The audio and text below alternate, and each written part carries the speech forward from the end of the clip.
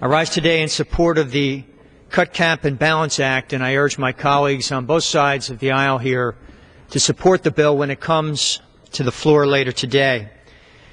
This legislation not only provides a workable framework to avert an economically dangerous default on our obligations, but it also sets the stage for real structural changes to the way the federal government spends our tax dollars, something that the President has yet to propose. Lately, there have been stories and speculation about the major credit rating agencies, such as Moody's and Standard & Poor's, threatening to downgrade America's creditworthiness should we fail to raise the statutory debt ceiling. These ratings are more than letters on paper. They affect Americans in all walks of life and in very real ways.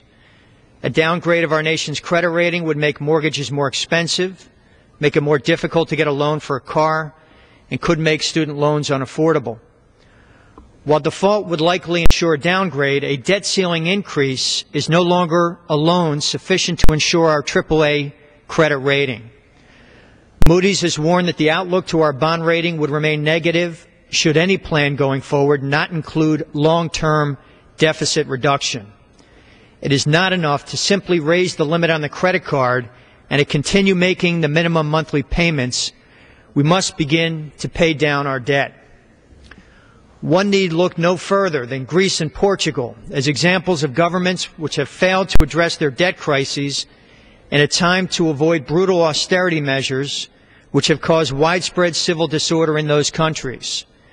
The politicians in Greece and Portugal thought that they could avoid making the tough decisions that were clearly laid out before them. They thought they could make it through just one more quarter, or just past one more legislative session, or maybe they could just buy themselves enough time to let the next guys handle it. We cannot continue to operate under the same delusions. The Cut, Cap, and Balance Act avoids a crippling default and sets us on a path to fiscal solvency by making real spending cuts now, placing statutory limits on spending, and sending a balanced budget amendment to the states, a measure that so many of us have consistently supported. These decisions, Mr. Chairman, will not be easy. No change ever is. As these debates have gone on for the past several months, I've been reminded of Thomas Paine when he wrote that if there must be trouble, let it be in my day, that my children may have peace. We need to decide what our legacy to our children and their children will be, a mountain of debt or a sound government that lives within its means.